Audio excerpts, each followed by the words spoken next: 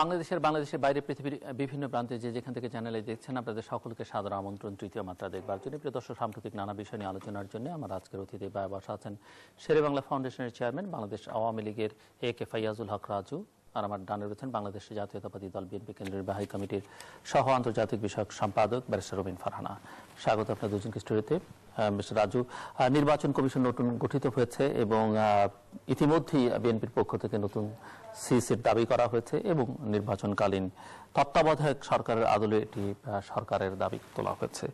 তো প্রশ্ন হচ্ছে যে নতুন নির্বাচন কমিশন, যেখানে অনেকেই মনে করছিলেন যে এটি সার্চ কমিটির মধ্য দিয়ে হচ্ছে, সার্চ কমিটি সবার সঙ্গে আলাপ আলোচনা করছেন, বিভিন্ন রাজনৈতিক দল থেকে নাম নিয়েছেন, ধারণা করা হয়েছিল যে এগুলো হয়তো যে রাজনৈতিক অঙ্গনে নির্বাচনকে ঘিরে যে বিতর্ক আছে সেটি নিষ্পত্তিতে একটা ইতিবাচক ভূমিকা রাখবে, কিন্তু মনে হচ্ছে যে সেরকম কোনো ইতিবাচক ভূমিকা সেই অর্থে রাখতে পারেনি। আপনার বক্তব্য।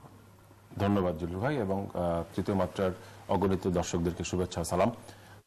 জুনু ভাই, আপনি খুবই একটি চমৎকার প্রশ্ন করেছেন। আপনি জানেন যে মহামান্য রাষ্ট্রপতি বর্তমানে ওনাকে কিন্তু একটি সত্যিকার অর্থে একটি প্রতিষ্ঠানে পরিণত করতে পেরেছেন, বিকজ ওনার যে ব্যক্তিত্ব, ওনার ব্যক্তিগত সততা, এই সব কিছুর মাধ্যমে রাষ্ট্রপতি যে একটি ব্যক্তিগত তার একটি ভাবমূর্তি গড়ে তুলেছেন যে উনি সবার কাছে গ্রহণযোগ্য। তিনি রাষ্ট্রের রাষ্ট্রপতি, তিনি কোনো দলীয় কোনো রাষ্ট্রপতি না, যদিও উনি একসময় আওয়ামী লীগের সংসদ সদস্য এবং স্পিকারও ছিলেন এবং উচ্চ পর্যায়ে ছিলেন, এবং সেই 70-এর দশকে কিন্তু উনি জানেন যে প্রথম বাংলাদেশ স্বাধীন হওয়ার আগে উনি সংসদ সদস্য হয়েছিলেন।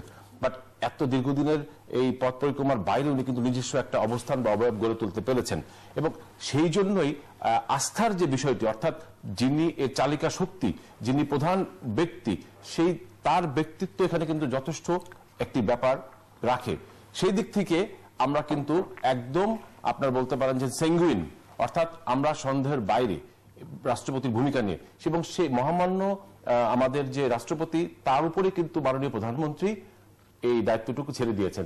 সংবিধানের কয়েকটি বিধানে ছিল যে 48-এর 3 সহ অন্যান্য আর্টিকেলে যে বিষয়গুলো ছিল সেসবকে কিন্তু অনেকটা বাইপাস করে গেছেন, অগ্রাহ্য করে গেছেন, অর্থাৎ মাননীয় প্রধানমন্ত্রী এবং বিশেষ করে আওয়ামী লীগ মহামান্য রাষ্ট্রপতির উপর দায়িত্ব ছেড়ে দিয়েছেন, এবং অন্যান্য যেসব রাজনৈতিক দলগুলি রাষ্ট্রপতির সঙ্গে আপনি জানেন যে দেখা সাক্ষাৎ করেছে প্রায় 31 পলিটিক্যাল পার্টিজ, মোটামুটি তারা বাংলাদেশের main stream political parties including BNP. এখন মজার ব্যাপার হচ্ছে যে বিএনপি কিন্তু এইবার দাবি তুলেছে সার্চ কমিটির। আবার এই বিএনপি এর আগে যখন প্রয়াত রাষ্ট্রপতি জিল্লুর রহমান সাহেবের যখন 2012 সালের কথা, যখন উনি প্রথম সার্চ কমিটির মাধ্যমে আসলে কি দেখেন, তখন কিন্তু বিএনপি এর বিরোধিতা করেছিল, বিএনপি যায়ও নাই। বিএনপি সহ অন্য 16টি দল মনে হয় তখন আর যায়নি, 28টি বা 27টি দল তখন গিয়েছিল। যাই হোক, সেবার সার্চ কমিটি হয়েছিল এবং সেই জায়গায় বিএনপি কোন রকম ভূমিকা রাখে না। এবার বিএনপি সউদ্যোগে দাবি তুলেছে, সেই দাবির পরিপ্রেক্ষিতে কিন্তু বিএনপিকে রাষ্ট্রপতি প্রথম ডেকেছে।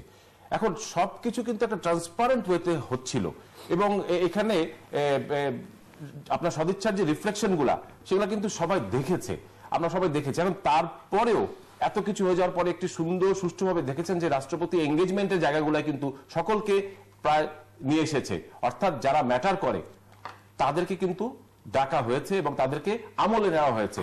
সো রাষ্ট্রপতি has taken into consideration almost every person যারা ম্যাটার করে। এখন সেখানে এত কিছুর পরে একটি সুন্দর একটি নির্বাচন কমিশন হয়েছে, যাদের ব্যক্তিগত চরিত্র, তারপরে আপনার তাদের যখন তারা ক্যারিয়ারে ছিলেন সেই জায়গায় কোনো রকম কালিমা নেই, তারপরে আপনারা বলতে পারেন যে প্রকাশ্য যদি কোনো অ্যাফিলিয়েশন থাকে কোনো কারণ, সেরকম কিছু নেই। তো এত কিছুর পরে যদি তাদের কাছে এই ধারণা চলে আসে যে এখানে তারা কোশ্চেন মার্ক দিবে এবং এটা নিয়েও তারা বিতর্ক সৃষ্টি করবে বা তর্ক বাজাবে, এটা তার কিছু বলার নাই। কারণ কি, এটা জাতির দুর্ভাগ্য। বিএনপি কিন্তু দেখেন, বিএনপি গণতন্ত্রের কথা বলে, বিএনপি নির্বাচনের কথা বলে, কিন্তু বিএনপি আদৌ গণতন্ত্র চায় কিনা, বিএনপি নির্বাচন চায় কিনা, বা বিএনপি নির্বাচন হলেও আদৌ পার্টিসিপেট করবে কিনা, এইসব কিন্তু এখন জনমনে আসা শুরু করেছে। এবং আমরা কিন্তু দেখছি যে বিএনপিকে এক ধরনের রোগে পেয়ে বসেছে, অর্থাৎ সন্দেহ রোগে বাতিকে ধরেছে। এই সন্দেহ রোগ, এটাকে কিন্তু আপনি কোনো চিকিৎসা আনতে পারবেন না, বিকজ সন্দেহ এমন একটি রোগ যেটা আপনি বুঝবেন যে সন্দেহ আছে, কিন্তু আপনি কিন্তু এটাকে করতে পারবেন না। কাউন্সেলিং করা যায়, এখানে কাউন্সেলিং কে করবে বিএনপিকে? এখন who will bell the cat, এটাই এখন একটি $1 মিলিয়ন কোশ্চেন। বিএনপির কাছে আমার প্রশ্ন যে বিএনপির এই যে সন্দেহ রোগ, এই যে তাদের ভিতরে যে একটি ঢুকেছে, এটার থেকে বিএনপি মনে হয় বাড়াতে পারবে না। এখানে এলোপ্যাথি, হোমিওপ্যাথি অথবা ওই যে কবিরাজি কোনো কিছুই মনে হচ্ছে কাজ করবে না।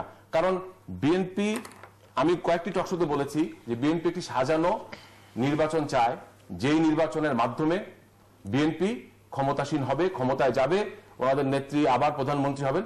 আমাদের কথা হচ্ছে যে গণতান্ত্রিক বৃহৎ দল হিসেবে বিএনপি দাবি করতেই পারে, এই ধরনের চেতনা, এই ধরনের মন মানসিকতা থাকতে পারে, কিন্তু গণতান্ত্রিক যে রীতিনীতি তা কি বলে যে একটি কম্পিটিটিভ ইলেকশন হবে, ইনক্লুসিভ ইলেকশন হবে। এবং বিএনপি দেখেন অতীতে, বিএনপি যদি ইতিহাস একদম প্রথম থেকে দেখি, আমি ইতিহাস ঘাটতে চাই না, আমি পছন্দ করি না, তারপরেও বলছি যে বিএনপির সেই ৭৭ সালে যখন জিয়াউর রহমান সাহেব তাদের প্রতিষ্ঠাতা, তিনি যখন রাজনীতিতে আসেন, তিনি কি করেন, সামরিক ছত্রছায়াতে উনি এসেছেন, তারপরে উনি যে ৭৭ সালে যে ইলেকশনটা হয়েছিল, হ্যাঁ না 100% ভোট কাজ করেছিল, মিরাকেল ভোট, অর্থাৎ ঘোষ ভোট তাদের এত বেশি ছিল যেটা যে কোনো বাংলাদেশের সমস্ত ইতিহাসকে হার মানে, এবং ওটা এখন পর্যন্ত এটি একটি বেঞ্চমার্ক হয়ে আছে, অর্থাৎ সেই মিরাকেল এখন পর্যন্ত কেউ রেকর্ড ব্রেক করতে পারে নাই। তো তাদেরকেই হয়তোবা ভবিষ্যতে কোনোদিন দেখবে তারা এই ধরনের করে মানে ব্রেক করবে নিজেদের রেকর্ড নিজেরা, এছাড়া অন্য কেউ করতে পারবে না। আরেকটি কথা জিল্লুর ভাই, যে বিএনপি দেখেন যখন 2008-এর ইলেকশনটা হলো, আওয়ামী লীগের প্রস্তাবনার ভিত্তিতে কিন্তু স্বচ্ছ ভোটার তালিকা, ওই যে ভুয়া ভোটার বিএনপি রেডি করে রেখেছিল 1,40,00,000 বা 1,35,00,000-এর মতো, সেটা কিন্তু বাতিল করে কার্ডের ভিত্তিতে আপনার এবং ছবি সহ সেখানে একটি ভোটার তালিকা প্রণয়ন এবং কার্ড দেওয়া হয়েছিল, যাতে করে স্বচ্ছ voter ID card, national ID, এবং আপনার ভোট প্রক্রিয়াকে স্বচ্ছতার ভিতরে আনার জন্য আপনার স্বচ্ছ ব্যালট বাক্স, এই সবই কিন্তু আওয়ামী লীগের প্রস্তাবনা, অর্থাৎ আওয়ামী লীগের প্রপোজিশনের ভিত্তিতে কিন্তু সবগুলি হয়েছিল। অর্থাৎ আওয়ামী লীগ প্রথম থেকেই চেষ্টা করে যাচ্ছে যে হাঁটি হাঁটি পাপা করে হলেও গণতন্ত্র যেন এর যে নির্ধারিত যে পথ, আপন কক্ষপথে গণতান্ত্রিক যে রীতিনীতি, গণতান্ত্রিক যে ধারা, সেইখানে যেন আওয়ামী লীগ জাতিকে এবং দেশকে দাঁড়া করা যেতে পারে, সেটাই কিন্তু আওয়ামী লীগের সামনে বড় চ্যালেঞ্জ, এবং সেই জায়গায় আওয়ামী লীগ কাজ করছে। কিন্তু বিএনপি কিন্তু ঠিক এর উল্টো পথে, বৈপরীত্য তাদের চরিত্রের ভিতরে চলে এসেছে, এবং এই জায়গা থেকে যদি বিএনপি বার হতে না পারে বা চেষ্টা না করে, তাহলে বিএনপির ভবিষ্যৎ নিয়ে আমি ব্যক্তিগতভাবে সন্দিহান অবস্থায় আছি। ফারহানা, বিএনপির ব্যবচ্ছেদ হলো মোটামুটি, বিএনপি নিয়ে বিএনপির যত না মাথা ব্যথা, তার চেয়ে অনেক বেশি মাথা ব্যথা আওয়ামী লীগের। ওনাদের তৃণমূল থেকে শুরু করে সর্বোচ্চ পর্যায়ের নেতা নেতৃবৃন্দ যখন বক্তব্য রাখেন, তখন আমি দেখি তাদের বক্তব্যের মোটামুটি 70-80% বিএনপির ব্যবচ্ছেদে কাটে। অর্থাৎ কতখানি সেলফ কনফিডেন্সের অভাব থাকলে এবং নিজের প্রতি আস্থা এবং বিশ্বাসের অভাব কত দূর গেলে যে যেই দলটি সংসদেও নাই সেই দলটির উপরে নির্ভর করে তাদের বক্তব্য রাখতে হয়। যাই হোক, আমরা নির্বাচন কমিশন নিয়ে আজকে আলাপ হচ্ছিল। আমরা নির্বাচন কমিশন গঠনের আগে বেশ কয়েক মাস ধরে আমরা শুনতে পাচ্ছি যে আমাদের প্রধানমন্ত্রীও বারবারই বলছেন যে আমরা একটি প্রশ্নমুক্ত নির্বাচন চাই, আমরা আর কোনো প্রশ্নবিদ্ধ নির্বাচন চাই না, যার মধ্যে দিয়ে এক ধরনের অ্যাফার্মেশন আমরা লক্ষ্য করি, অর্থাৎ একটি প্রশ্নবিদ্ধ নির্বাচনটি হয়ে যে গেছে 2014, এটা এক ধরনের স্বীকারোক্তির মতো যে আর আমরা চাই না এরকম নির্বাচন। তিনি আবারও বলেছেন আমরা সবার অংশগ্রহণে নির্বাচন চাই, এবং তিনি বলেছেন যে মেয়াদ শেষে নির্বাচনটি হবে, অর্থাৎ মধ্যবর্তী বা অগ্রিম নির্বাচনের যে এক ধরনের ইয়ে ছিল সেরকম আর কোনো বিষয়টি স্পষ্ট হয়ে গেছে যে মেয়াদ শেষে নির্বাচন হবে। এবং সেই নির্বাচন কিভাবে হবে? একটি নির্বাচন কমিশনের অধীনে হবে।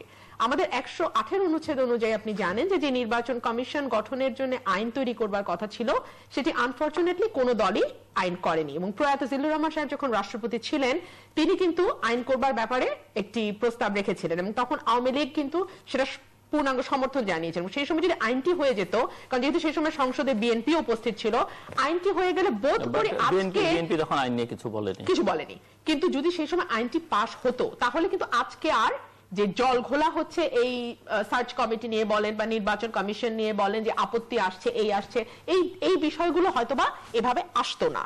তো প্রথমে আমরা সার্চ কমিটি নিয়ে এবার দেখলাম যে স্বচ্ছতা রাখবার এক ধরনের লোক দেখানোর চেষ্টা তো ছিলই শুরু থেকে, কিন্তু রাজনৈতিক দল নাম প্রস্তাব করেছে। আমি কেন বলছি লোক দেখানোর মধ্যে বিএনপির 2 জন ছিল, আমি 5 জনের মধ্যে বিএনপির 1 জন আছে। আমি বলছি কেন আমি বলছি এ কারণে লোক দেখানো যে যেই ওনারা যে সার্চ কমিটি করেছেন, সেখানে প্রথমে 5 জন মেম্বার ছিলেন সার্চ কমিটিতে, 6 জন মেম্বার বোধহয়, দুজন বিচারপতি, 2 জন সিভিল সোসাইটি থেকে এসছেন এবং দুজন সরকারি কর্মকর্তা। আপনি দেখুন গত সার্চ কমিটি যে যার অধীনে হয়েছিল, যেই সুপ্রিম কোর্টে যে বিচারপতির অধীনে হয়েছিল, এবারও কিন্তু সার্চ কমিটি সে একই বিচারপতির অধীনে হয়েছে। এবং এটা নিয়ে বিএনপির একটি বক্তব্য তো ছিল যে যেহেতু যেই সার্চ কমিটি যেই নির্বাচন কমিশনটি উপহার দিয়েছিল রকিবউদ্দিনের অধীনে, সেই নির্বাচন কমিশনটি একটির পর একটি প্রশ্নবিদ্ধ নির্বাচনের জন্ম দিয়ে গেছে, সুতরাং আমরা আর যে কাউকে এবার কিন্তু সার্চ কমিটির প্রধান করতে পারতাম। এবং তারপরে বিএনপি নাম ধরে ধরে 5 জনের ব্যাপারে কিন্তু তাদের আপত্তি জানিয়েছে, এবং কি কারণে জানিয়েছে সেটা আমরা আর এখানে না হয় আলাপ নাই করলাম। এবং তাদের কারো কারো উক্তি, সরাসরি উক্তি আমরা গণমাধ্যমে দেখেছি, যে উক্তিগুলো কিন্তু খুব স্পষ্ট করে দেয় যে তাদের রাজনৈতিক অবস্থানটি আসলে কোন দিকে ছিল।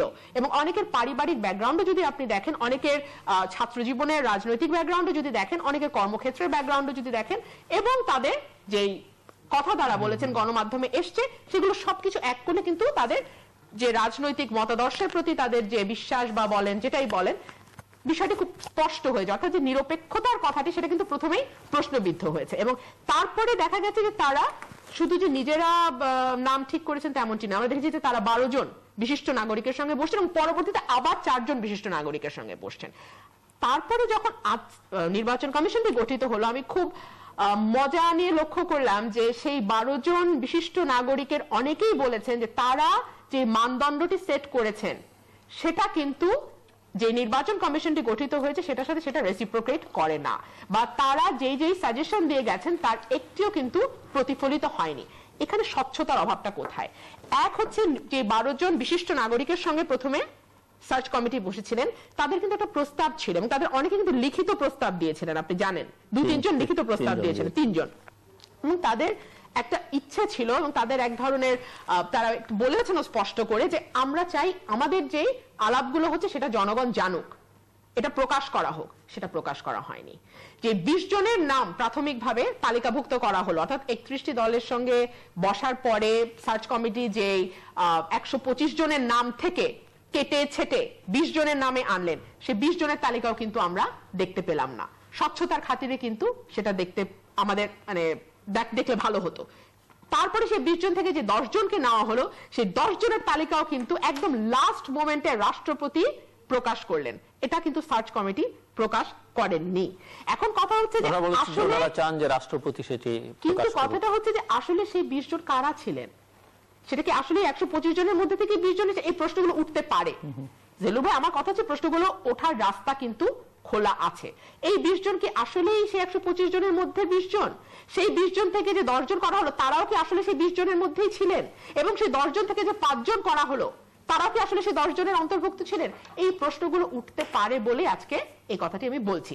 এবং খুব মজার ব্যাপার হলো যে দেখা গেছে যে 5 জন নির্বাচন কমিশনার নিয়োগ দেওয়া হয়েছে, তার মধ্যে একজন এসছেন বিএনপি থেকে, এটা স্পষ্ট, বিএনপি এটা অস্বীকারও করেনি। একজন এসছেন আওয়ামী লীগ থেকে, সেটাও খুব স্পষ্ট, সেটাও কেউ অস্বীকার করেনি। বাকি 3 জনের নাম এসে তরিকত ফেডারেশন থেকে এবং গণতন্ত্রী পার্টি থেকে। এখানে তরিকত ফেডারেশন এবং গণতন্ত্রী পার্টি কারা? তার ব্যাপারে আমার দীর্ঘ বক্তব্য আছে, সেটা আমি দেব। 3টে রাজনৈতিক দল প্রস্তাব করেছে, আমি যতটুকু এবং 3টে রাজনৈতিক দল হচ্ছে কে কে আমি বলি, তরিকত ফেডারেশন, ন্যাপ এবং জাতীয় সংসদে যে বিরোধী দল আছে তথাকথিত গৃহপালিত বিরোধী দল, সেই জাতীয় পার্টি। এই 3 গণতন্ত্রী পার্টি ন্যাপের একটা অংশ আপনাদের সঙ্গে আছে, কালের কণ্ঠে যেটা এসেছে সেটা আমি বলছি। তরিকত ফেডারেশন, জাতীয় পার্টি যেটা বিরোধী দল, এবং ন্যাপ। আচ্ছা, মাহবুব তালুকদারকে করেছেন বিএনপি, সাবেক সচিব যে রফিকুল ইসলাম তাকে করেছেন জাতীয় পার্টি, জাসদ, ইনু, সাম্যবাদী দল, তরিকত ফেডারেশন এবং জাতীয় পার্টি জেপি। কবিতা খানমকে করেছেন আওয়ামী লীগ। ব্রিগেডিয়ার জেনারেল অবসরপ্রাপ্ত সাখাওয়াত হোসেনকে করেছেন আবারও তরিকত ফেডারেশন, সাদাত হোসেন ওনাকে করেছেন তরিকত ফেডারেশন, সাম্যবাদী দল এবং গণতন্ত্র পার্টি। অর্থাৎ আওয়ামী লীগের যে ছোট্ট ছোট্ট নাম সর্বস্ব দলগুলো 14 দলের সঙ্গে জোটভুক্ত আছে, তাদের ঘাড়ের উপর দিয়ে কিন্তু আওয়ামী লীগ তাদের নামগুলো পাশ করিয়ে নিয়েছে। এবং এই যে নির্বাচন কমিশনটি হয়েছে, এটা কিন্তু পূর্ব পরিকল্পিত একটি নির্বাচন কমিশন, যেটা প্রধানমন্ত্রীর বা আওয়ামী লীগের ইচ্ছানুসারে এই কমিশনটি আগেই তৈরি করা হয়েছে। আজকে প্রথম আলোতে আপনি দেখবেন যে আওয়ামী লীগের একজন জ্যেষ্ঠ নেতা নাম প্রকাশ না করার শর্তে বলেছেন যে তিনি কনস্ট্যান্ট যোগাযোগ রাখছিলেন 14 দলের ছোট ছোট দলগুলোর সাথে, জোটভুক্ত দলগুলোর সাথে, যে কার কার নাম তারা প্রপোজ করবে। কিন্তু সবচেয়ে বেশি বিতর্ক যাকে দিয়ে হয়েছে তিনি হচ্ছেন আমাদের প্রধান নির্বাচন কমিশনার হুদা সাহেব। কেন হয়েছে? 96 সালে তিনি যখন কুমিল্লার ডিসি ছিলেন তখন তিনি জনতার মঞ্চের সঙ্গে একাত্মতা প্রকাশ করেন, এবং এই যে একাত্মতা তিনি প্রকাশ করেন সেটা অবশ্য আজকে তিনি আবার প্রথম আলোতে একেবারে একটা ডিটেইল ইন্টারভিউ দিয়েছেন এবং সেখানে তিনি ক্যাটেগরিক্যালি অস্বীকার করেছেন। বিরোধী দলগুলো যখন বলছে যে উনি জনতার মঞ্চের একজন সংগঠক ছিলেন কুমিল্লায়, তখন উনি আউটরাইট রিজেক্ট করেছেন। আমি অস্বীকার করছি না, কিন্তু সেখানে আউটরাইট রিজেক্ট করতে গিয়ে উনি একটি কথা হয়তো বা অসতর্কতাবশত বলে ফেলেছেন। সেটি হচ্ছে যে তিনি ফজলুল হক হল ইউনিয়নের ছাত্রলীগ থেকে নির্বাচিত নাট্য ও সাংস্কৃতিক সম্পাদক ছিলেন। অর্থাৎ তিনি যখন ছাত্রাবস্থায় ছিলেন তখন তার রাজনৈতিক ব্যাকগ্রাউন্ডটি ছিল আওয়ামী লীগ, ছাত্রলীগের। এটা তারই কথা, আমি জাস্ট কোট আনকোট প্রথম আলোতে এসেছে আমি বললাম। এখন দেখেন শুধু সেখানেই শেষ না, উনি বিএনপি তাকে যখন পরবর্তীতে ক্ষমতায় আসলো 2001 সালে, তখন ওনাকে ওএসডি করা হয়, তখন তিনি যুগ্ম সচিব পদমর্যাদায় ছিলেন। পরবর্তীতে আওয়ামী লীগ যখন আবার ক্ষমতায় আসে, চাকরিচ্যুত করা হয়। পরে যখন আবার আওয়ামী লীগ ক্ষমতায় আসেন ততদিনে কিন্তু ওনার রিটায়ারমেন্টের সময় হয়ে গেছে। তারপর আওয়ামী লীগ এসে 2008-9 সালে এসে ওনাকে একেবারে রেট্রোস্পেক্টিভ এফেক্ট দিয়ে ওনাকে আবার সার্ভিস দেন এবং উনি সচিব হিসেবে অবসর গ্রহণ করেন। কিন্তু ওনার কাজের অভিজ্ঞতাটা কি? ওনার কাজের অভিজ্ঞতা কিন্তু সেই যুগ্ম সচিব পর্যন্তই। সচিব হিসেবে বা অতিরিক্ত সচিব হিসেবে উনি কিন্তু কখনো কাজ করেন নাই। এবং যেহেতু একটি দলের ব্যাপারে তার ছাত্রাবস্থা থেকেই তার এক ধরনের ইনক্লিনেশন ছিল এবং তিনি সরাসরি দল করেছেন, ছাত্রলীগ করেছেন, এবং পরবর্তীতে উনি সরকারি কর্মকর্তা থাকা অবস্থায় জনতার মঞ্চের মতন একটি রাজনৈতিক মুভমেন্টের সাথে সরাসরি জড়িয়ে গেছেন এবং সেই অ্যালিগেশনে ওনাকে চাকরিচ্যুত করা হয়েছে। স্বাভাবিকভাবেই একটি দলের প্রতি তার এক ধরনের বিরাগ থাকবে, এবং যেহেতু পরবর্তীতে তাকে আবার দেখা গেছে রেট্রোস্পেক্টিভ এফেক্ট দিয়ে সাচিবিক মর্যাদা দিয়েছে আরেকটি দল, তখন দেখা স্বাভাবিক কারণেই তার কিন্তু আরেক ধরনের ইনক্লিনেশন থাকবে। এইটার দরকার ছিল না। এক পক্ষ পানিশমেন্ট দিয়েছে, আরেক পক্ষ রিওয়ার্ড দিয়েছে। এটা দরকার ছিল। ওনার সাথে কিন্তু ওনার সাথে নাম এসেছিল আলী ইমাম মজুমদারের। ওনাকে আমি ব্যক্তিগতভাবে জানি না, চিনি না, কিন্তু ওনার লেখার একজন ভক্ত পাঠক আমি। ওনার লেখা নিয়মিত প্রথম আলোতে ছাপা হয়। আজকে যদি ওনার জায়গায় আলী ইমাম মজুমদারকে প্রধান নির্বাচন কমিশনার করা হতো, আমি বিশ্বাস করি যে আজকে যে বিতর্কগুলো হচ্ছে, এত লম্বা বিতর্কের ফিরিস্তি যে আমি দিচ্ছি, এত কথা কিন্তু আমি তখন বলতে পারতাম না। আরেকটা বিষয়, যেটা সার্চ কমিটিতে আর একজন মাত্র ছিলেন যাকে নিয়ে কোনো বিতর্ক হয়নি, আপনি জানেন, ঢাকা বিশ্ববিদ্যালয়ের অধ্যাপক। উনি যখন নির্বাচন কমিশন দেখলেন, উনি বললেন যে আমি অবাক হয়েছি, এখানে সুশীল সমাজ নাগরিক সমাজের একজনকেও নেওয়া হয়নি। এমনকি উনি এটাও বলেছে যে যার ব্যাপারে আমরা 16 জন একমত হয়েছিলাম, প্রাথমিকভাবে 12 জন, পরবর্তীতে আবার 4 জন, 16 জন আমরা একমত হয়েছিলাম, তাদের কারো নাম এখানে আসেইনি।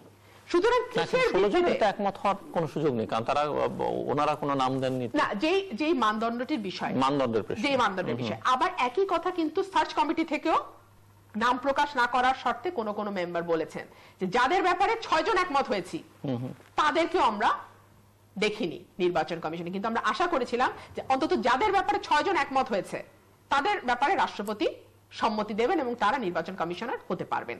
তো অর্থাৎ পুরো বিষয়টি যদি আপনি লক্ষ্য করেন তাহলে আপনি দেখবেন যে বিষয়টি যেন অনেকটাই ঘোলাটে। তরিকত ফেডারেশনের মতো একটা দল, যারা আবার পরবর্তীতে দাবি করছে যে আমাদের দল থেকে নাম যাওয়া 3 জন নির্বাচন কমিশনার হতে পেরেছে কারণ আমরা আধ্যাত্মিক বাদে বিশ্বাসী এবং আধ্যাত্মিকতার সাথে আমাদের একটা যোগসূত্র আছে।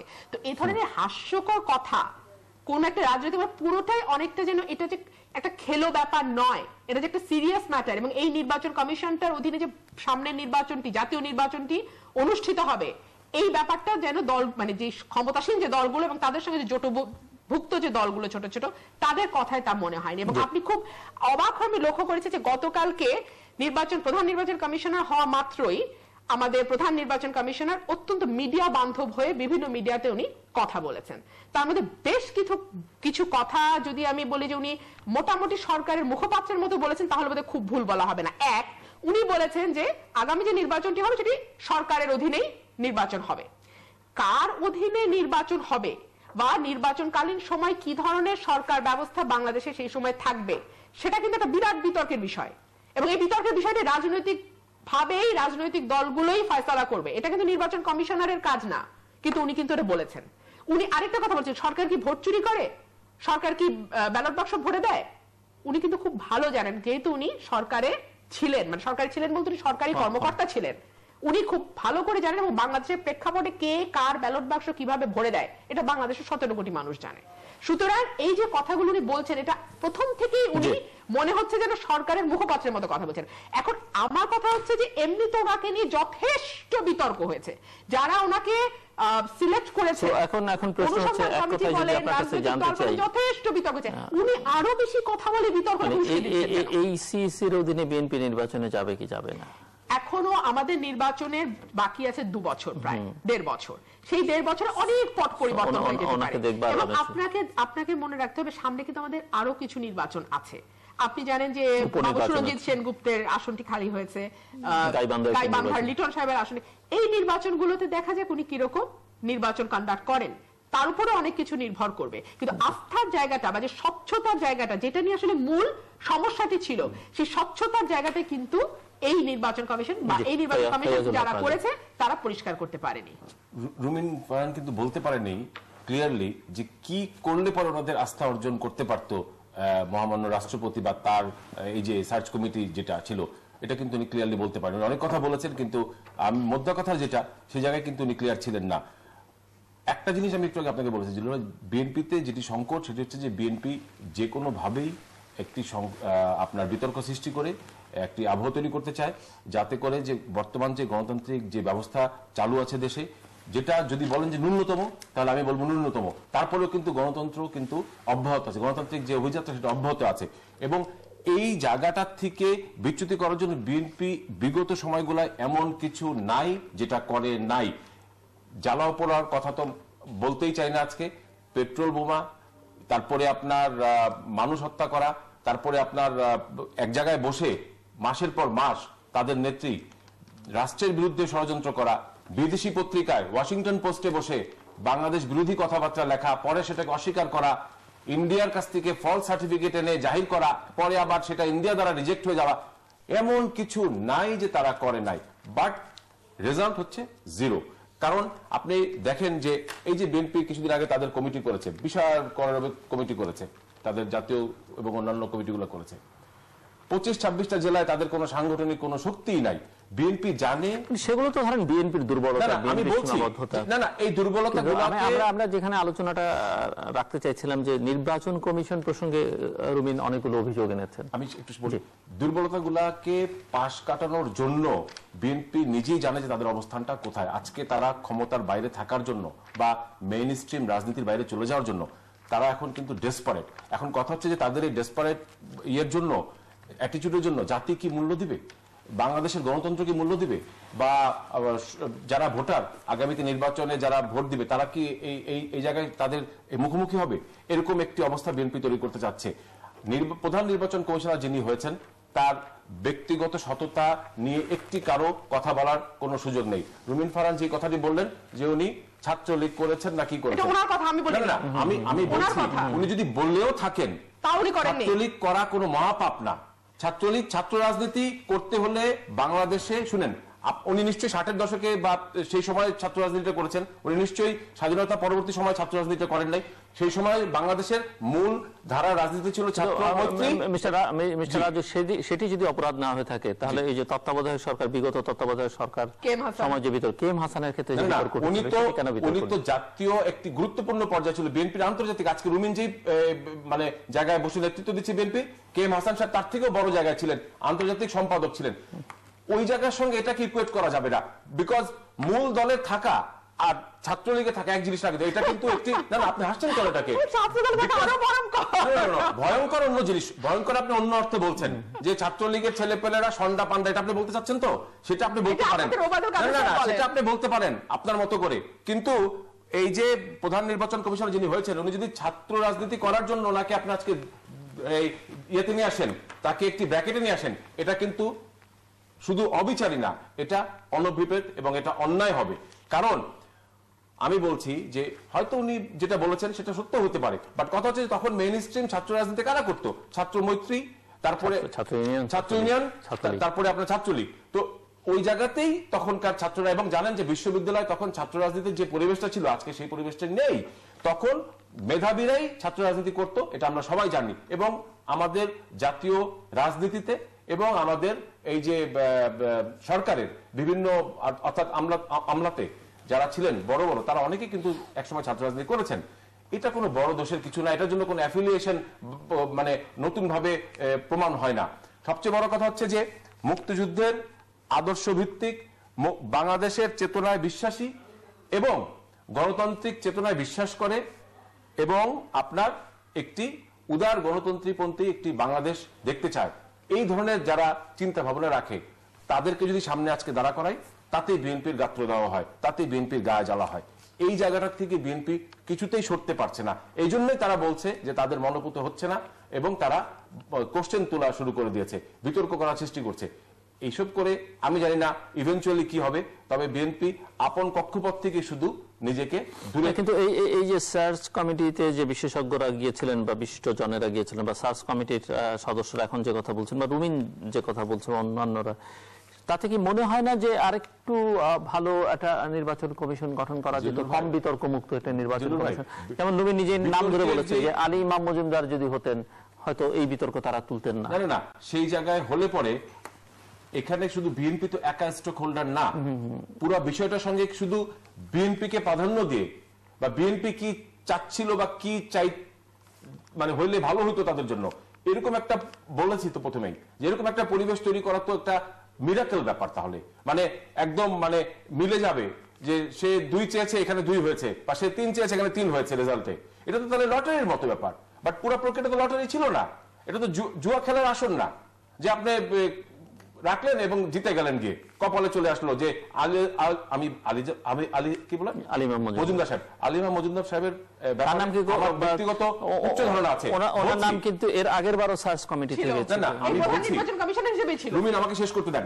আমি বলছি যে আলী ইমাম মজুমদার সাহেবের ব্যাপারে আমারও ব্যক্তিগত রেসপেক্ট আছে এবং উনি মানে মানে কি বলবো ওটাকে, যে আপন মানে ইয়েতেই উনি বেশ বড় পজিশনে ছিলেন। বাট সেইটা যেহেতু উনি হয় নাই বা অন্য কেউ হতে পারতো, সেই জায়গায় অন্য কেউ হতে পারতো, আলী ইমাম মজুমদার সাহেবের মতো আরো অনেকজন আছেন। বাট তাই জন্য এই যে আমাদের এখন যিনি হয়েছেন উনি আপনার কিভাবে খারাপ হয়, মানে ওনার সঙ্গে ওনাকে কেন তুলনা করছেন হঠাৎ করে একটি নাম নিয়ে এসে? এটা তো একটি মানে নতুন বিতর্ক আপনারা তৈরি করতে যাচ্ছেন। আপনাদের উদ্দেশ্যটা কি সেটা জাতির সামনে আসলে খোলাসা করা উচিত আমার মনে হয়। আপনারা পার্টিকুলার একজন মানে ব্যক্তির নাম নিয়ে আসছেন। আমি বলছি যে ওনার প্রতি, মজুমদার সাহেবের প্রতি আমার ব্যক্তিগত শ্রদ্ধা রেসপেক্ট আছে। আমার মনে হয় যে আওয়ামী লীগের প্রতিটি কর্মীর আছে, বিকজ যারা খোঁজ খবর রাখে তারা সবাই জানে মজুমদার সাহেব কিরকম ছিলেন। বিষয়টা হচ্ছে আপনি হঠাৎ করে তার নাম নিয়ে আসছেন কেন, অর্থাৎ আপনি ওনাকে চাচ্ছেন কেন পার্টিকুলারলি? এই নাম তো কোথাও আসে না এর আগে, আপনারা কি কোথাও শুনেছেন? না, আমরা বুঝেছি। আমি যেটা বুঝেছি সেটা হচ্ছে যে you want to create some sort of controversy, because controversy controversy ছিল না, আপনারা জোর করে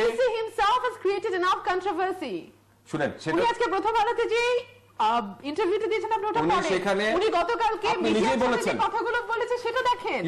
He himself is creating controversy, it's not us. Just now উনি অনেক ভালো কথা বলেছেন, যেমন সকল রাজনৈতিক দলকে নিয়ে উনি নির্বাচন করতে চান। এবং উনি বলেছেন নবী রাসূলদের নিয়েও বিতর্ক আছে, সুতরাং ওনাকে নিয়েও বিতর্ক থাকতেই পারে। আচ্ছা আমি শেষ করি। আপনি নিজেই বলেছেন এইমাত্র, আমি খুব মানে বিনয়ের সঙ্গে বলছি, আপনি নিজেই মাত্র বলেছেন যে he made it categorically clear that he was never part of the so-called জনতার মঞ্চ। উনি সেখানে যায় নাই। আপনি কার ভার্সন নেবেন? আমার ভার্সন নেবেন, ওনার ভার্সন নেবেন, নাকি যিনি কনসার্ন তার ভার্সন নেবেন? আমি যেটা ফ্যাক্ট আমি সেটা নেব, কারণ মামলায় দুই পক্ষ কথা বলবেই। রাষ্ট্র এটা ফ্যাক্ট, সেটা fact, fact will remain the fact. শুনেন, আপনারা ক্ষমতায় এসে তাকে মামলায় তো তিনি জিতেছেন, তাকে মামলায় জিতে সে কিন্তু উচ্চ আদালতে। সেটাই তো আমি বলছি ভাই, সেটাই আমি বলছি। আমি বলি যেটা আমি বলছি সেটা যেহেতু একটা সরকার ওনাকে চাকরিচ্যুত করেছে এবং পরবর্তীতে আরেকটা সরকার দ্বারা উনি রিওয়ার্ডেড হয়েছেন, যুগ্ম সচিব টু ডিরেক্ট সচিব। সুতরাং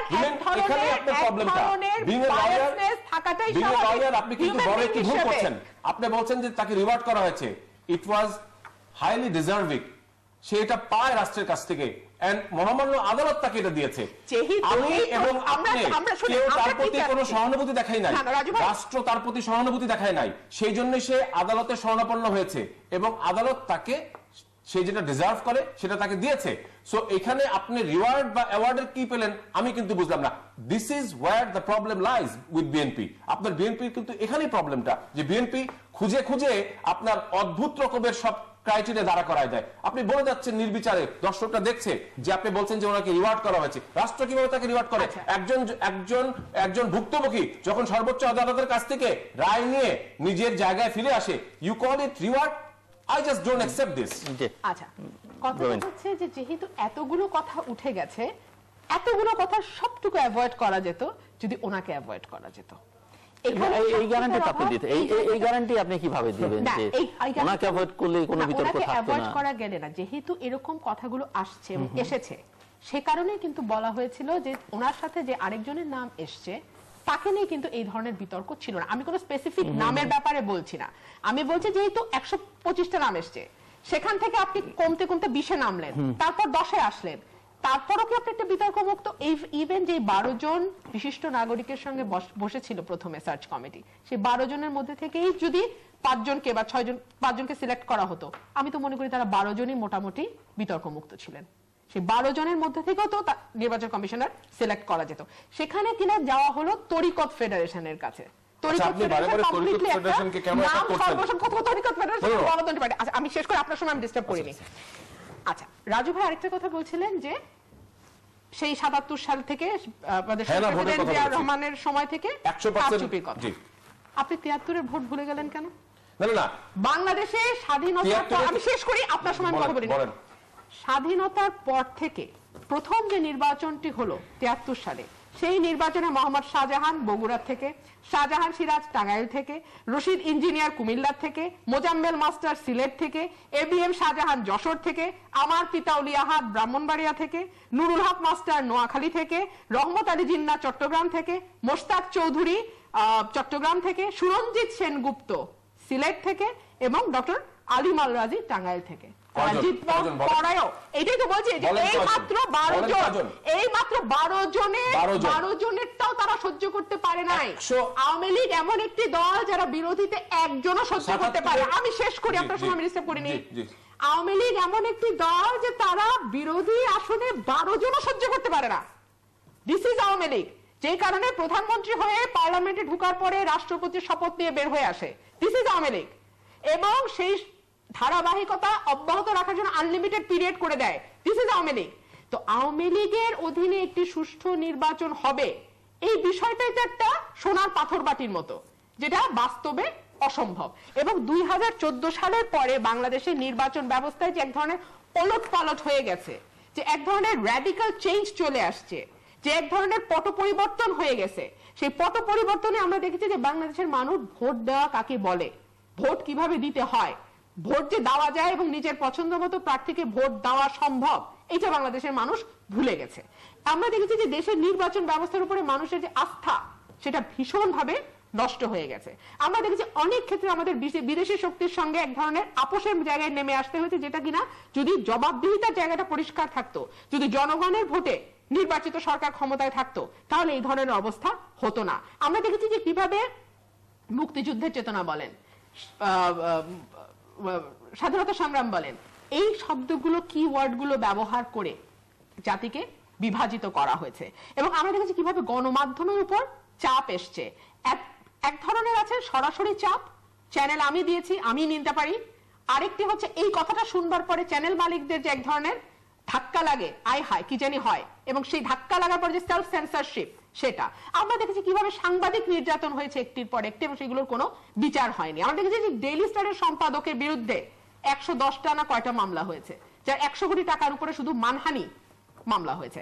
তো সুতরাং এই যে এক ধরনের চাপের মধ্যে রাখা, আমি তো বিএনপি পন্থী সাংবাদিক শওকত মাহমুদের কথা না হয় নাই বললাম, মাহমুদুর রহমান সাহেবের কথা না হয় নাই বললাম, শফিক রেহমানের কথা না হয় নাই বললাম, ওনাদেরকে না হয় বাদই দিলাম, এমনকি যেই সাংবাদিকরা আওয়ামী পন্থী হিসেবে পরিচিত, ইকবাল সুমন সাহেব, তার উপরও তো এক ধরনের চাপ আমরা লক্ষ্য করছি, শুধুমাত্র অবজারভারে একটি রিপোর্ট ছাপানোর কারণে।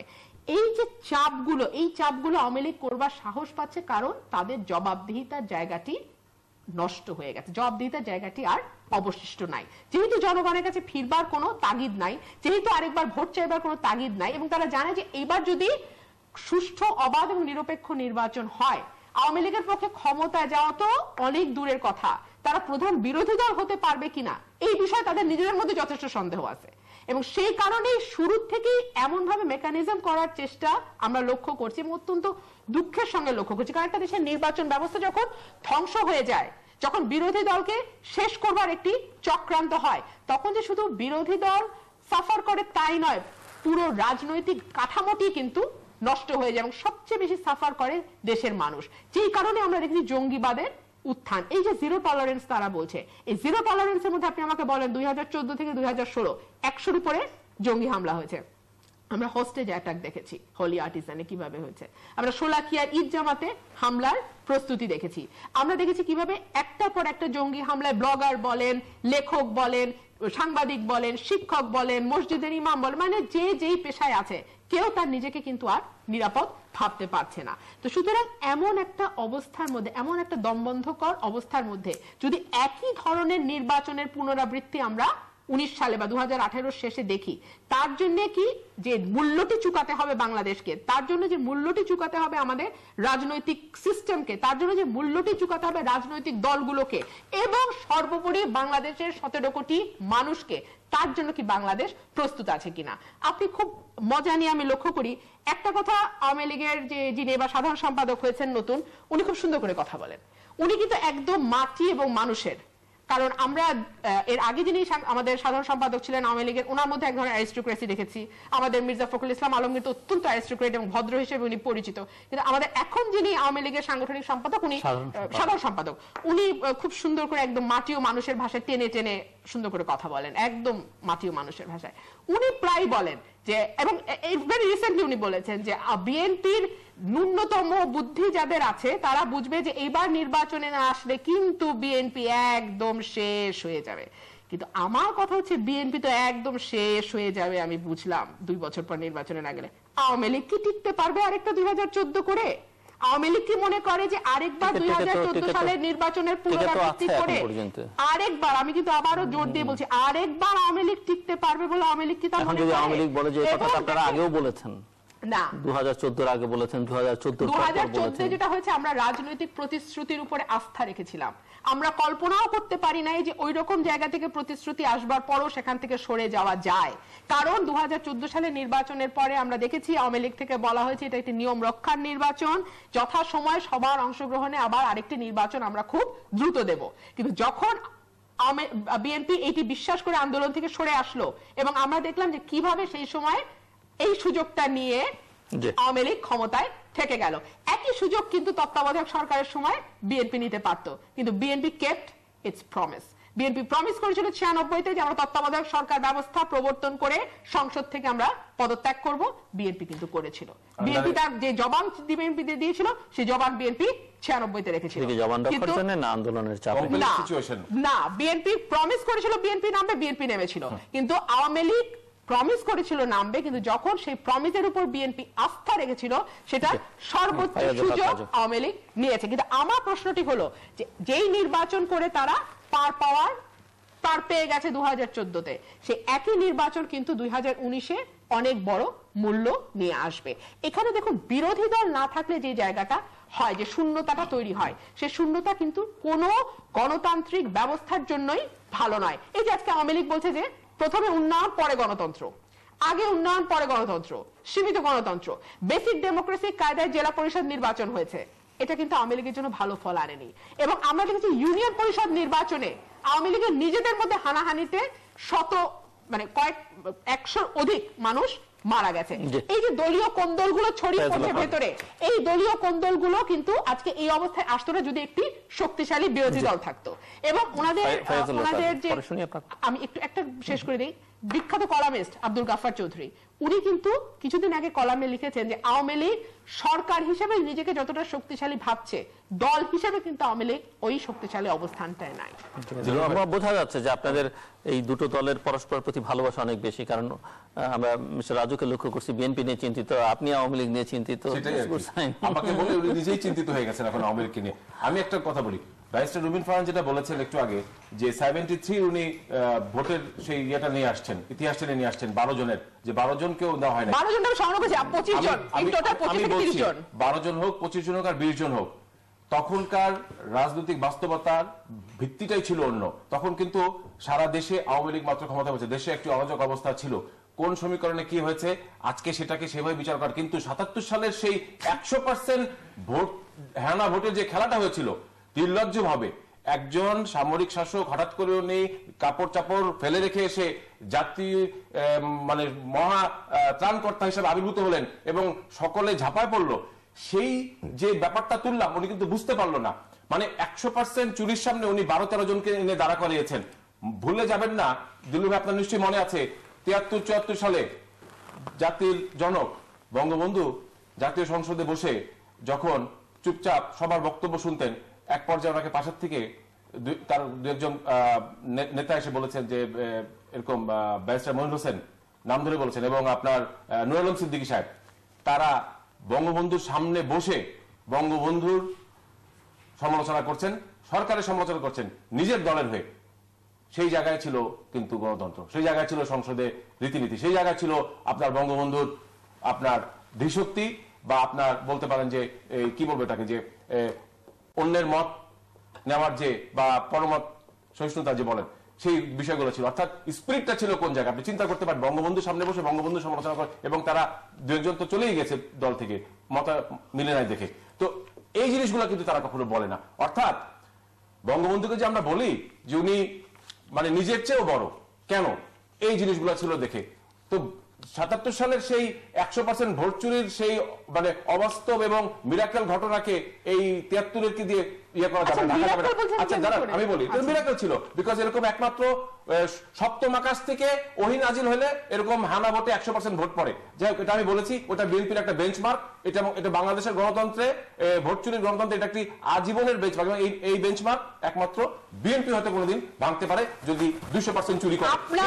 আপনারা এইবার 14 পরে যা করে গেছেন, তারপরে আর ভোটের ইয়েতে আপনাদের নাম ছাড়া রকিব কমিশন ছাড়া কিচ্ছু আসবে না। আমি বলেছি তো যে 77 এর সেই 100% ভোট চুরির নজির বিএনপি যদি কোনোদিন সুযোগ পায় 200% ভোট চুরি করে সেটা করবে, সেটা যদি বাংলাদেশের জনগণ তাদেরকে দেয়। আর বারে বারে বিএনপি বলে একটা কথা যে আওয়ামী লীগ নাকি 2014 5 জানুয়ারির পরে বলেছিল যে আপনারা একটু সবুর করেন, আমরা নির্বাচনটা করে নেই। হ্যাঁ, আমরা সবাই জানি কোন পরিপ্রেক্ষিতে কি কথা বলা হয়েছিল এবং তার ধার কেউ ধরেছিল কিনা।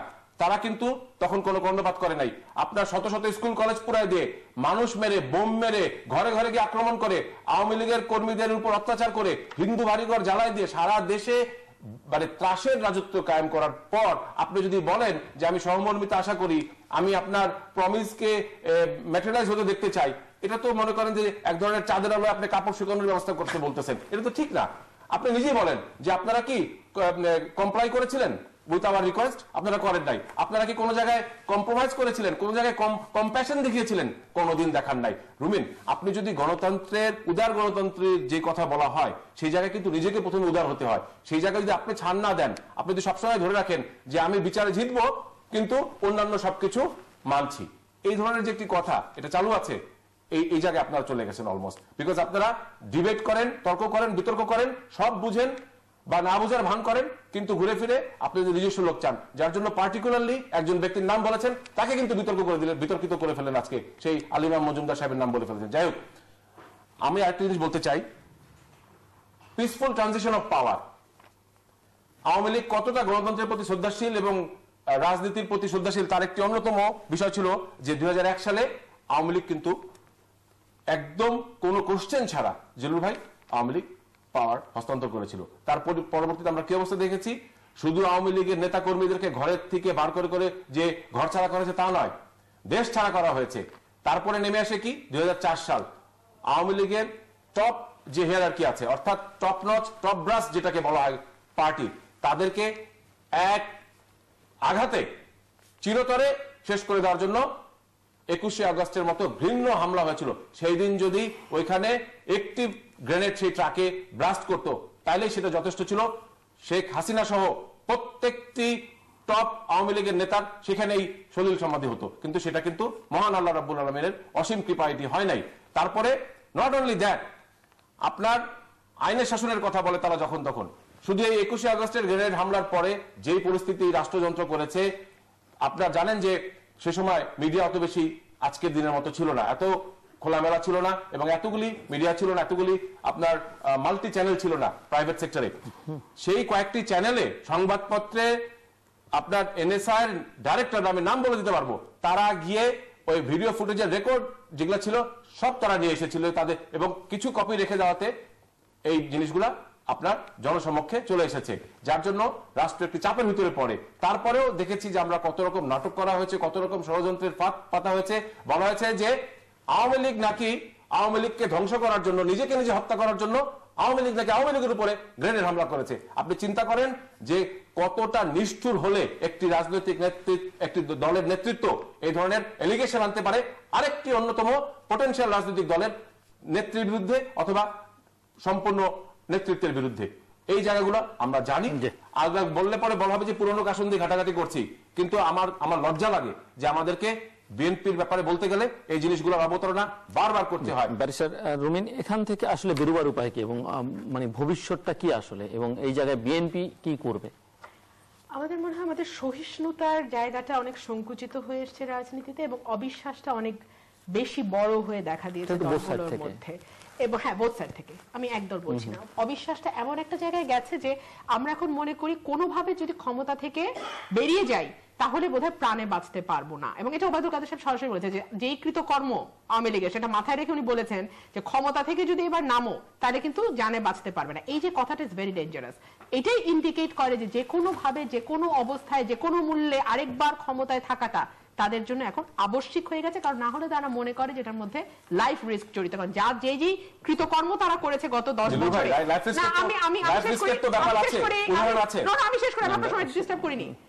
তারা বিশ্বাস করে যে যা যা তারা জনগণের সঙ্গে করেছে, আমি একটা একটা করে যদি নাম বলি, সাগর রুনি, সেই 48 ঘন্টা 4 বছরেও শেষ হয়নি। বিশ্বজিৎ, তনু, সবচেয়ে সিকিউর জায়গা, সেটা এখনো রহস্যের কোনো কুল কিনারা তারা করতে পারেনি। পুলিশ অফিসার স্ত্রী মিতু, ত্বকী হত্যাকাণ্ড, ত্বকের সঙ্গে আরো 5 জন নারায়ণগঞ্জে বিচারের অপেক্ষায় আছে যারা হত্যাকাণ্ডের, নৃশংস হত্যাকাণ্ডের শিকার হয়েছে। এবং এই 7 মার্ডারের রায় হওয়ার পরে দেখা গেছে যে র্যাব একটি সংগঠন, র্যাব 11 এর কিছু কর্মকর্তা আরো 20 থেকে 25টি এই ধরনের গুম এবং হত্যাকাণ্ডের সঙ্গে সরাসরি জড়িত। আমাদের এই বছর শুরু হয়েছে এমপি লিটনের হত্যাকাণ্ডের খবর দিয়ে, এবং একই সঙ্গে আমার মনে পড়ে 1 জানুয়ারি এমপি লিটনের খবরটা এই পাশে এসছে, তার নিচেই শিপ্রা কুণ্ড নামে আরেক ভদ্রমহিলা মারা গেছেন আওয়ামী লীগের অন্তর্কোন্দলের শিকার হয়ে। আমরা দেখেছি কিভাবে একটির পর একটি, তারা তো বিয়ে বাড়িতে গেলে আমরা যেমন পটকা ফুটাই, তারা গুলি ফুটায়, এখন এমন অবস্থায় চলে গেছে। ছাত্রলীগ, তাদের অন্তর্কোন্দল এমন জায়গায় গেছে যে তাদের বড় বড় নেতৃস্থানীয় মানে যিনি মানে টপ মোস্ট পার্টির, তারাও সামলাতে পারে না, ছাত্রলীগ, যুবলীগ এমন একটা জায়গায় চলে গেছে। হেলিকপ্টার দিয়ে তারা এখন সমাবেশ স্থলে যায়, হেলিকপ্টার দিয়ে তারা এখন ঘুরতে বের হয়। হেলিকপ্টারের খরচ আসে কোথা থেকে? এই খরচ তারাই দেয়, তাদেরই নেতাদের পোশাক খরচে, অবৈধ অর্থে তাদের আজকে এই অবস্থা। সুতরাং তারা জানে যে এইভাবে যদি ক্ষমতা থেকে কোনোভাবে তাদেরকে যেতে হয় তাহলে তাদের পক্ষে আর কোনোভাবে নিজের এক্সিস্টেন্স রেখে বেঁচে থাকা সম্ভব না। তা ওনারা বারবারই 21শে আগস্টের কথা বলেন। আচ্ছা, 21শে আগস্ট গ্রেনেড হামলা, সময় কম আছে। 21শে আগস্ট তাদের মুক্তাঙ্গনে সভা করার কথা, তারা তো অনুমতির ধারটার কখনো ধারে নাই, অনুমতি নিয়ে তারা রাজনীতিও করে নাই, নিয়মতান্ত্রিক রাজনীতির পথে আওয়ামী লীগ কোনো কালে ছিল না। তো হঠাৎ তারা 1 ঘন্টার নোটিসে মুক্তাঙ্গন থেকে, দেখেন মুক্তাঙ্গন থেকে, শোনেন না, মুক্তাঙ্গন থেকে তারা চলে গেল নিজেদের অফিসের সামনে। কেন 1 ঘন্টা নোটিসে স্থান পরিবর্তন করলো কেন? এত বড় একটা সমাবেশ, মুক্তাঙ্গনে সিকিউরিটির পুরা সিস্টেম অ্যারেঞ্জ করা ছিল, সেই জায়গায় 1 ঘন্টা নোটিসে কিভাবে তাদেরকে সিকিউরিটি দিবে? কেন তারা সমাবেশ স্থল পরিবর্তন করলো? সেটারও কিন্তু কোনো সদুত্তর দেয়নি। সেই সময় এফবিআই কল করা হয়েছিল সরকারের তরফ থেকে, তারা এফবিআই কে কোন রকম সহযোগিতা দিতে অস্বীকৃতি জানিয়েছে। তো সুতরাং এখন 21শে আগস্টের দায়ভার যদি বিএনপির উপর চাপে তাহলে তার কিছু বলবে, তারা তো কোনো সহযোগিতা সেই সময় করেনি। তারা আমাদের ওই রাজু ভাই বলছিলেন বাস পোড়ানোর কথা, রাজু ভাই ভুলে গেছে লগি বৈঠার আন্দোলনের কথা, কিভাবে মৃতদেহের উপরে লগি বৈঠা দিয়ে নৃত্য করা হয়েছে, সেটা তো বাংলাদেশের মানুষ দেখেছে, সেই পোস্টার ছাপা হয়েছে সেই সময়। আমরা দেখেছি কিভাবে শাহবাগের মোড়ে গান পাউডার দিয়ে বাসের মধ্যে মানুষকে মেরে ফেলা হয়েছে। আমরা দেখেছি যে কিভাবে লাঠি মিছিল করে আদালতের দিকে বর্তমান স্বাস্থ্যমন্ত্রী তেড়ে গেছেন, আদালতের প্রতি তাদের কতখানি সম্মান তারা করেন সেটা সেখানেই বোঝা যায়। তো সুতরাং আমরা যদি নিজেদের অতীত ভুলে গিয়ে শুধু আরেকটা দলের দিকে তাকাই তাহলে তো মুশকিল। সেই কারণে আপনি আমাকে যেটা বলছেন যে এখান থেকে বের হওয়ার রাস্তাটা কি, বের হওয়ার খুব সুন্দর একটি রাস্তা ছিল যে নির্বাচনটি সামনে আসছে, সেটি যদি তারা প্রথম থেকে একটা স্বচ্ছতা বজায় রাখার চেষ্টা তাদের মধ্যে আমরা দেখতাম। যদি নির্বাচনটিকে স্বচ্ছ, সুন্দর এবং সবার অংশগ্রহণমূলক করবার একটি সদিচ্ছা আমরা সরকারের মধ্যে দেখতাম, তাহলে হয়তোবা আমাদের সামনে যে রাস্তাটা সেটি আরো অনেক বেশি মসৃণ হতো। এবং আরেকটি কথা বারবার তাদের দলের সাধারণ সম্পাদক বলেছেন যে সাংবিধানিক প্রতিষ্ঠানগুলোকে আপনারা বিতর্কিত করবেন না, এটি নির্বাচন কমিশন সম্পর্কে বিশেষভাবে বলা হয়েছে। এখন আপনি আমাকে বলেন নির্বাচন কমিশনকে বিতর্কিত কে করে? নির্বাচন কমিশনকে বিতর্কিত করবার ক্ষমতা তো বিরোধী দল রাখে না। তারা খুব বেশি হলে অভিযোগ করতে পারে, অনুযোগ জানাতে পারে, কমপ্লেইন করতে পারে, বিচার চাইতে পারে, কিন্তু নির্বাচন কমিশনকে সত্যিকার অর্থে বিতর্কিত করবার শক্তি রাখে ক্ষমতাসীন দল, এবং সেভাবেই কিন্তু তারা নির্বাচন কমিশনকে বিতর্কিত করে এসছে। এবং আরেকটি বিষয় আপনাকে মনে করিয়ে দেই, অলরেডি যে বাংলাদেশের মানুষের কাছে সবচেয়ে অত্যন্ত ঘৃণিত শব্দটা আসলে আমি উচ্চারণ করতে চাই না, খুব কঠিন শব্দ হয়ে যায়, ভীষণ নির্বাচন ব্যবস্থাটিকে ধ্বংস করবার জন্য বাংলাদেশে যাকে দায়ী করা হয়, সেই রকিবউদ্দিন সাহেব সম্প্রতি বলেছেন যে এই নির্বাচন কমিশনও আমাদের মতোই হবে। এটি কিন্তু জাতির জন্য অত্যন্ত অ্যালার্মিং একটা স্টেটমেন্ট। এই নির্বাচন কমিশনও যদি রকিবউদ্দিন সাহেবের মতোই নির্বাচন কমিশন হয়, তাহলে সেটা বাংলাদেশের ভবিষ্যতের জন্য অশনি সংকেত ছাড়া আর কিছুই নয়। এবং বাংলাদেশের জনগণের জন্য এটা অত্যন্ত দুর্ভাগ্যজনক যে এখনো আমরা প্রতিষ্ঠানগুলোকে শক্তিশালী করতে পারিনি। এখনো নির্বাচন কমিশনে যে বসে তাকে সোজা হয়ে দাঁড়িয়ে দেখাতে হয় যে তার মেরুদণ্ড আছে এবং মেরুদণ্ডটি সোজা আছে। এটি কিন্তু শুধু যে নির্বাচন কমিশনের জন্য লজ্জাজনক তা নয়, এটি আমাদের জনগণের জন্য লজ্জাজনক। এটি যে ক্ষমতায় আছে যে সরকারটি গত 10 বছর ধরে, এটি সেই সরকারের জন্য লজ্জাজনক যে এত বছর ধরে একটানা ক্ষমতায় থাকার পরেও তারা প্রতিষ্ঠানগুলোকে শক্তিশালী করতে পারে। আপনি দেখেন প্রথমে যখন 72 থেকে 75 আওয়ামী লীগের প্রথম আমল, সেই সময় কিন্তু জাসদের একটা অত্যাচার ছিল। পরে যখন আবার বিএনপি ক্ষমতায় এসছে, সেই সময় আমরা দেখেছি অনেকগুলো কু হতে। তারপরে এরশাদের সময় আওয়ামী লীগ বিএনপি জোটবদ্ধভাবে এরশাদের বিরুদ্ধে ছিল। তারপরে পালা বদলে আওয়ামী লীগ এসছে, বিএনপি এসছে এবং তাদের পরস্পরের বিরোধী ছিল। কিন্তু এইবার যে আওয়ামী লীগ দীর্ঘ সময় ক্ষমতায় থাকলো, এত নিরঙ্কুশ ক্ষমতা ভোগ বাংলাদেশের আর কোন দল অতীতে করেনি। কিন্তু এই 10 বছর ক্ষমতায় থেকে তারা বাংলাদেশের মানুষকে একটি ন্যূনতম গণতন্ত্রের ন্যূনতম বেসটা নির্বাচন কমিশন সেটি পর্যন্ত তারা ঠিকভাবে তৈরি করতে পারেনি। আপনার কি কোনো স্পেসিফিক কোশ্চেন আছে? না, শেষ করতে হবে। আমি বলি, রুমিন অনেক কথাই বলেছে। গণতন্ত্রের পিছনে দিয়ে ছুরিকাঘাত করেছে বিএনপি। বিএনপি সংসদে, জাতীয় সংসদে নির্বাচন করার জন্য এত কথা বলছে। লাস্ট পার্লামেন্টে বিএনপির যখন রিপ্রেজেন্টেশন ছিল বেশ ভালোভাবে, তখন তারা কোন কোন জায়গায় ভূমিকা রেখেছে? আমি যদি আজকে কোশ্চেন করি, তুমি একটি উত্তর দিতে পারবেন না, একমাত্র বিদেশ সফরগুলো ছাড়া আর আপনার যে ডিউটি ফ্রি গাড়ি নেওয়া ছাড়া। এবং সংসদ, আমার মনে পড়ে সংসদের পররাষ্ট্রমন্ত্রী ছিল, তার একটা পাখাওয়ালা ছবি পর্যন্ত সেই সময় বেরিয়েছিল, যিনি রেকর্ড সংখ্যক বার বিনা কারণে রাষ্ট্রীয় খরচে বিদেশে ভ্রমণ করেছেন। এবং প্রথম আলো ফ্রন্ট পেজে ওনার একটা পাখাওয়ালা পাখিওয়ালা ছবি ছিল। আপনি উত্তর দিচ্ছি। পররাষ্ট্রমন্ত্রীর বেশি বিদেশে যাওয়া আর কম বিদেশে যাওয়া, ওইটা কোনো জাস্টিফাই করে না কোনো কিছু।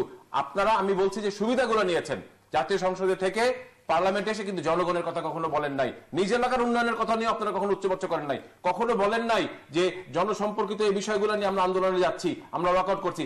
আপনারা কিন্তু প্রথম দিন, from day one, from the very beginning, আপনাদের মনে আছে কিনা, আপনারা শুধু সরকারকে কিভাবে, যখনই দেখলেন যে সরকার অঙ্গীকারবদ্ধ বাংলাদেশ বিরোধী শক্তিকে আপনার পরাস্ত করার জন্য, জামাত ইসলামীকে এবং যুদ্ধাপরাধীদেরকে বিচার করার জন্য, এই সমস্ত রাজনৈতিক যখন পলিটিক্যাল যে ইয়েগুলো ছিল, আওয়ামী লীগের যে অঙ্গীকারগুলো ছিল জাতির কাছে, নির্বাচনী ওয়াদা, সেই সব যখন দেখলেন আপনারা আওয়ামী লীগ এগুলাকে শুধু বলেই নাই, এগুলি বাস্তবায়ন করতে আপনার প্র্যাগমেটিক সব অ্যাকশন নিচ্ছে, তখন কিন্তু আপনারা বেঁকে বসলেন। আপনারা তখন সংসদের যে রীতিনীতি তার বাইরে আপনারা গিয়ে আপনারা আন্দোলন আসলেন, এবং আপনারা সংসদীয় যে ব্যবস্থা সেখানে কোনো কিন্তু আপনারা কিন্তু চর্চা করেন নাই। সংসদের রাজনীতি যে সেই জায়গায় আপনারা কোনো ভূমিকা রাখতে পারেন নাই। আপনারা সংসদে যাওয়ার জন্য যে ভূমিকা ছিল, আমি কিন্তু আপনাকে ডিস্টার্ব করি নাই, আমি আপনাকে বলি, শেষ করে দিই। আপনারা যুদ্ধাপরাধের বিচারের নামে, রাজু ভাই, আপনারা যুদ্ধাপরাধের বিচারের নামে ন্যায় বিচার দিতে পারবেন না, আইনের শাসন দিতে পারবেন না, গণতন্ত্র দিতে পারবেন না, লুটপাটের রাজনীতি কায়েম করবেন জানে, আপনারা সবাই জানে একটি বাংলাদেশ project কোন পথে নেবেন আছে, রুবিন, এবং সেই সবাই জানে। প্রজেক্টগুলো এটা দীর্ঘ দৃশ্যমান, কোনো বড় উন্নয়নগুলো বড় project দৃশ্যমান। কিন্তু আপনারা শেষ করতে পারেন না। আপনারা 1000 কোটি টাকা প্রজেক্টের আপনারা 20000 কোটি টাকা আপনারা debt সেই থাকে, 96 সেটা সালে শেষ করতে পারেন না। বঙ্গবন্ধুর খুনিদেরকে জাতীয় সংসদে বঙ্গবন্ধুর খুনিদেরকে নিয়ে আসছিলেন। মোস্তাক আপনাদের লোক ছিল, এটা আপনি বলবেন না। মোস্তাক আপনাদের লোক ছিল এবং মোস্তাকের অধীনে আমি একটু একটা লাইন বলি। কথা আল্লাহ রাস্তে বলবেন না, আপনারা মির্জাফরের কথা বলেন না কেন? যে শপথ পাঠ করেছেন সেই এইচটি ইমামত এখন আপনাদের কাছে আছে। মোস্তাককে আমাদের নাম মোস্তাক আপনাদের এবং সেই সময়ে মন্ত্রী আমাকে পরিষদে বলতে দেন। আওয়ামী লীগের আমি শেষ করি, সেই সময় আওয়ামী লীগের আপনি 19 থামবেন? জন মন্ত্রী গিয়ে শপথ শেষ নিয়েছেন। করতে Will you please stop? আমি শেষ করি। আমাদেরকে Will you please জড়াবেন না। stop? আমি শেষ 10 করি। Second please. ওটা আপনাদের মোস্তাক, আপনি অন্তর্গত। জিল্লুর একটা জিনিস খেয়াল করে দেখবেন, যখনই খন্দকার মোস্তাকের নাম আসে তখন বলি কি আওয়ামী লীগের খন্দকার মোস্তাক। পলাশীর প্রান্তরে যখন সিরাজউদ্দৌলার বিরুদ্ধে শুনেন, পলাশীর প্রান্তরে যখন সিরাজউদ্দৌলার বিরুদ্ধে আপনার মির্জাফর বেইমানি করেছিল, তখন কিন্তু বলা হয় না, তখন বলা হয় যে আমাদের মির্জাফর, দর্শক, আমরা অর্থাৎ ওই বেলায় আমাদের শেষ মির্জাফর, প্রান্তে কিন্তু এই বেলা হলো